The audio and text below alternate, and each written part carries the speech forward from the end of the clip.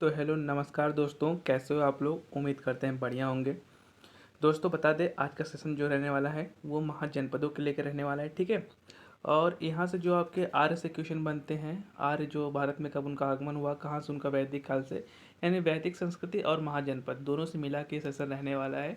बहुत ही इंपॉर्टेंट आप लोग के लिए रहने वाला है, क्योंकि आप किसी भी एग्जाम की तैयारी कर रहे हैं तो महाजनपद आपको आना चाहिए, ठीक है। और वैदिक संस्कृत तो पूछिए मत, बहुत ही इंपॉर्टेंट क्वेश्चन वहाँ से बनता है।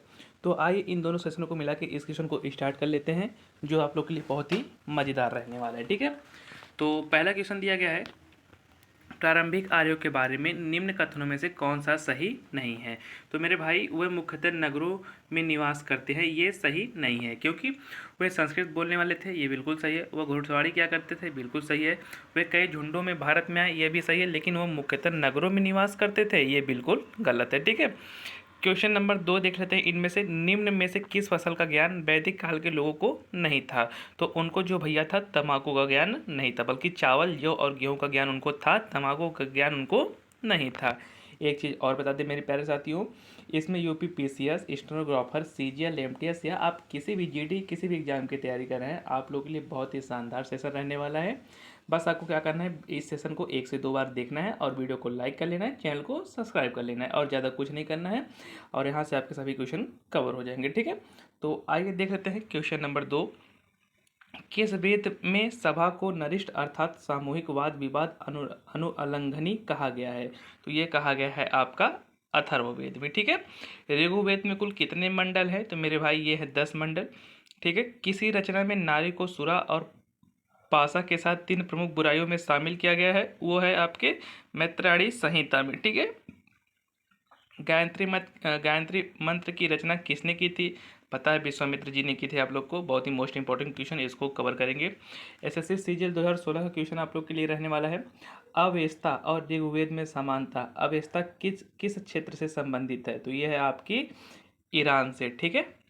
आय का क्वेश्चन नंबर 8 देख लेते हैं, आर्य शब्द का शाब्दिक अर्थ क्या है। तो यह है श्रेष्ठ या कुलीन, ठीक है।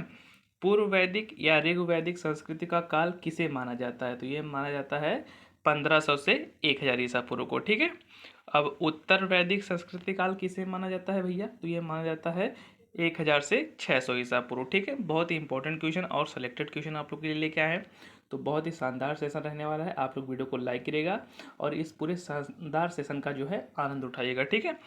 अब क्वेश्चन नंबर 11 देख लेते हैं, किस देवता के लिए ऋग्वेद में पुरंदर शब्द का प्रयोग हुआ है। तो वो है इंद्र जी हैं आपके, ठीक है। क्वेश्चन नंबर 12 दिया गया है आपका, शूल सूत्र किस विषय से संबंधित है पुस्तक है मेरे भाई। तो यह है ज्यामिति से, ठीक है। अब क्वेश्चन नंबर 13 देख लेते हैं, असातो या सदगम मय कहाँ से लिया गया है। तो ये लिया गया है आपके ऋग्वेद से, ठीक है। अब क्वेश्चन नंबर 14 देख लेते हैं, किस वेद में जादुई माया और वशीकरण का वर्णन किया गया है, ठीक है। मैजिकल चर्म एंड स्पेल्स का जो वर्णन है भैया, वो है आपके अथर्ववेद में, ठीक है। ऋग्वेद में सबसे पवित्र नदी किसे माना जाता है। वो है आपकी सरस्वती नदी को सबसे पवित्र नदी का दर्जा दिया गया है, ठीक है। क्वेश्चन नंबर 16 देख लेते हैं, तीनों क्रमों में तीनों लोग को माप लेने के लिए किसे उपक्रम कहा गया है मेरे भाई। तो ये कहा गया है आपको विष्णु जी को, ठीक है। पुराणों की संख्या आपको पता होगी, बिल्कुल 18 है, ठीक है। और वैदिक धर्म का मुख्य लक्षण इनमें से किसकी उपासना था। तो ये था आपके प्रकृति का, ठीक है। क्वेश्चन नंबर 19 देख लेते हैं, निम्नलिखित में से वो कौन सी दस्तकारी निम्नलिखित में से वह दस्तकारी कौन सी है जो आय द्वारा व्यवहार में लाई नहीं गई थी, ठीक है। वो थी आपकी लुहार, यानी लुहारगिरी जो थी आय के द्वारा जो है लाई नहीं गई थी व्यवहार में, ठीक है। आदि काव्य की संज्ञा किसे दी जाती है मेरे भाई। तो वो दी जाती है आपकी रामायण को, जिस आदि काव्य की संज्ञा मिली है। और आप लोग बताएंगे कि रामायण की जो है रचयिता वो कौन है, ठीक है। क्वेश्चन नंबर 21 दिया गया है, निम्नलिखित में से कौन सा मूलतः जल और समुद्र देवता था। तो वो थे भैया आपके वरुण जी, ठीक है। पतंजलि था कौन था भैया। तो वो थे आपके भैया प्रणीय संस्कृति व्याकरण का एक टीकाकार, ठीक है। क्वेश्चन नंबर 23 देख लेते हैं, उत्तर वैदिक काल के वेद विरोधी और ब्राह्मण विरोधी धार्मिक अध्यापकों को किस नाम से जाना जाता है। तो वो जाना जाता है भैया आपके श्रमण। एक चीज़ और बता दें मेरे प्यारे मित्रों, आप किसी भी एग्जाम की तैयारी कर रहे हैं, ये जो टॉपिक है आप लोग के लिए बहुत ही इंपॉर्टेंट रहने वाला है। और हम इस टॉपिक से आपका एक भी क्वेश्चन इसके बाहर से आपको देखने को नहीं मिलेगा एग्जाम में, ठीक है। आप पूरा क्वेश्चन कवर करते हैं तो मेरा यकीन मानिए आप लोग किसी भी एग्जाम की तैयारी कर रहे हैं आप लोग के लिए बहुत ही शानदार सेशन है। तो इसलिए आप सेशन को 1 से 2 बार देखिए और इस सेशन का पूरा एंजॉय कीजिए, ठीक है। क्वेश्चन नंबर 24 देख लेते हैं। किस स्थल की खुदाई से लौह धातु के प्रचलन के प्राचीनतम प्राण मिले भैया? तो मिले हैं आपके अतरंजी खेड़ा से, ठीक है। कौन सा वेद असंत गद्य रूप में रचित है? तो वह है आपका यजुर्वेद। क्वेश्चन नंबर 26 है। सभा और समिति प्रजापति की 2 पुत्रियां थी का उल्लेख किस वेद में मिलता है? तो प्रजापति की 2 पुत्रियों का उल्लेख मिलता है आपका अथर्ववेद में, ठीक है।